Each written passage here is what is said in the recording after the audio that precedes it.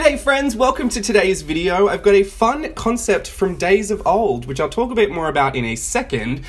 Basically, I've called this haute coloring. So I'm going to mix the world of haute couture, high fashion, and or just regular ready-to-wear couture, and I'm going to mix it with my coloring in. So that's the blend, that's where the name comes from. Today I've chosen this look from the DIOR Spring 2018 Spring-Summer Haute Couture collection, and I've chosen...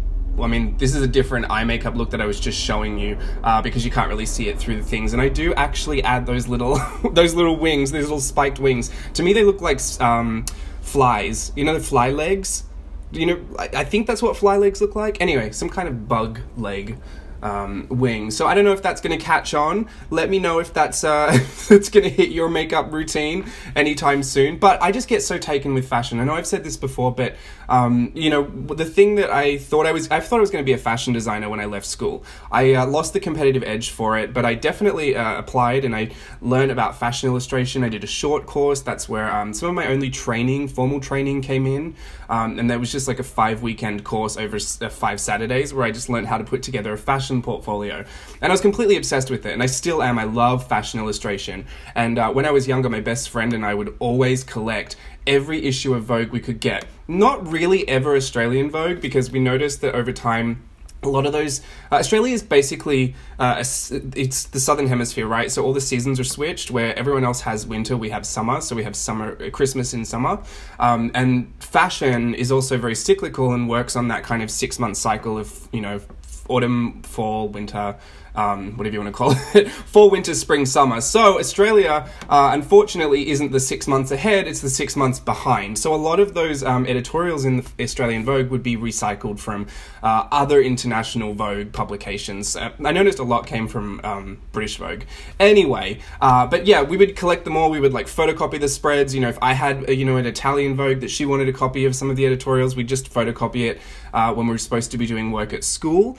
And we would, we just loved it. We would read these Vogues from cover to cover and just get lost in the fantasy of all these fashion shoots.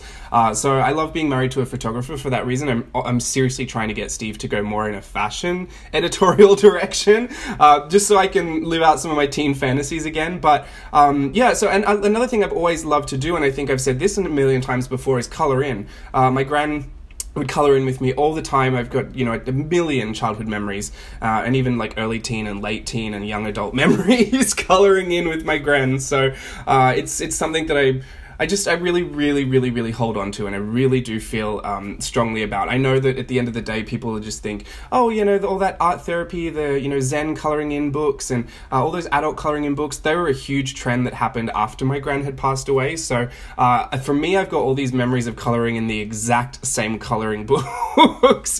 The same fairy one we colored in about 20 times cover to cover, and there was a fairy alphabet one, which was the same kind of fairy images, but just layered over letters.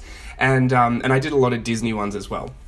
Anyway, so I guess what I'm trying to say is eventually those two worlds kind of collided in Japan, when in between shows we'd have a lot of spare time. So you'd do, like, you know, 5 shows a day, but in between, you know, you might have an hour break between shows, and then you'd have a lunch break. So I had a lot of time to kill.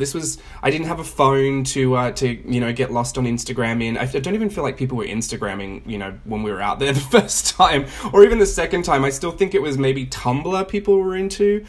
But yeah, so you know, no one really worried with being on phones. No one really had a smartphone over there. You know, you'd either sit down and play Mario Kart championships with all your Japanese cast members, or you'd you know, you'd read your magazines, you'd have a nap, you'd go for a little bit of a walk, I guess, whatever you wanted to do to just to kill time in between shows.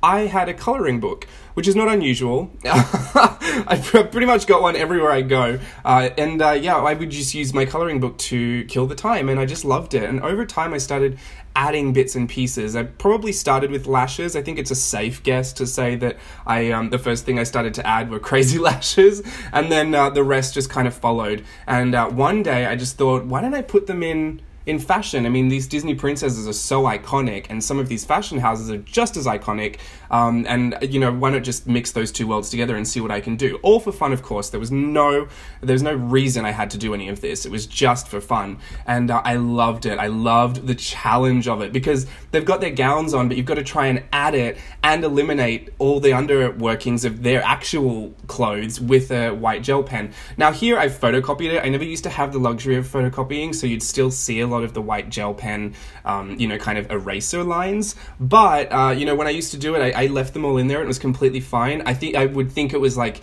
even better if a lot of the lines already worked for what I was going to put in.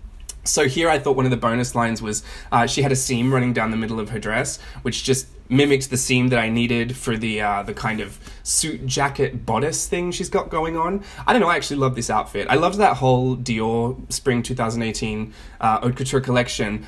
I mean, I'm not into tattoos. I don't really have any I actually have 0 tattoos. I don't really have one, just some. No, I have no tattoos, and I have no desire to get any. And the first thing I noticed was the tattoos on the models, and I thought, did all of them get tattooed for this show? Because I'm here for that level of commitment. Like, I mean, if someone asked me to walk for a Dior show in Paris, like, I'd maybe consider getting the tattoo on my chest. But yeah, so it was what I noticed. I noticed all the, you know, it's going to sound cliche, but the dynamic, you know, that structural meets very soft and whimsical, all these lovely fashion terms that I've read a million times over. But yeah, so I just loved it. I've added, this is not the first time I've done it, and this is also not the first time I've used this image, because a lot of images from coloring books are repeated. So even though this is a brand new coloring book that I got for Christmas last year, this is actually an image I've done this before with, and I chose it because I'm not cheating, but I just wanted to give myself, you know, if I was going to sit down to film it, I knew that I could change this image because I'd done it before. Last time she got a, I think it was a Louis Vuitton pantsuit, which looked very nice, different, unusual. But yeah, so I loved it. I wanted to keep it simple and just choose like a white gown, so I didn't have to color anything in. But like I said, I had the luxury of a photocopier, so it essentially made this new coloring page where I didn't have to worry about all those white gel lines. Because if you go over those with Copic marker, it's going to, you know, you're still going to see it. But having the photocopier there was a big help, actually. And yeah, just using my Copic markers, going over things, adding in little details that were completely unnecessary, because I think at this point you already get what I'm doing. And you know, it looks like it's done. So I do add a halo around it. I've said this before, and I'll say it again as another quick tip. When you are looking to cut things out and add them to your journals, or just make ephemera pieces that are like little standalone pieces that you don't know when you're going to come back to, I would just recommend, if you're going to cut them out, just draw your colored halo in before you do it, unless you just want a white halo, which is completely fine. And in that case, you know, you can color that border in when you go to add it to your spread. But I noticed that I'm much more inclined to use it if it already has a colored halo around it, because it's just ready to go, and you know, I don't have to fuss about. So, and generally I'll pick it because it matches the spread that I'm working on, not vice versa. I never really start with the ephemera and then go looking for a spread. So I just wanted to you know, remind you of that tip if that's something that you're looking to do. And by halo I mean this, what I'm doing right now. Just adding, you know, I would even say it's like a 0.5 centimeter, maybe like 5mm border around whatever you want to cut out, and just coloring in the background just so that it grounds it to something, you know. It also helped because her dress was so plain and white. I used a pale lavender to give it a few shadows, but it was so plain as well. She was kind of getting lost in that mix of little, what are they called? I almost said munchkins. What are they? Dwarves. Oh, I had so many words just go through my head. Dwarves. They are the 7 dwarves. So yeah, anyway, enough about that. Did I say what I did? Yeah, I did say. So basically it was just a way to kill time, and I've done this a bunch of times before. I really, really love doing it. I've put Princess Jasmine. I put Princess Jasmine in a lovely little two-piece Miu Miu ensemble that kind of worked out. It's in an old art journal. I don't know if I can say that I'll, you know, pop on and do any more of these. I just kind of wanted to show you that this is just something completely random that I've done tons of times, and this to me is like doing a puzzle. I actually hate puzzles. You would probably never catch me sitting down to do a puzzle. But this to me is like just as challenging, you know, because you're kind of working with what you've got, you're looking at the lines, how they might fit together, what you could do.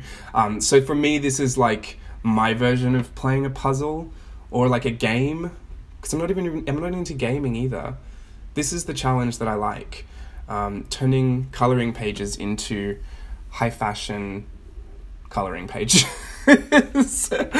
Haute couture coloring pages. Anyway, so I'm going to apologize for my awful French-American hybrid accent when I said all those French words that I tried. And also, I just want to point out that if you want to do this, please tag me, because I'd love to see what you come up with.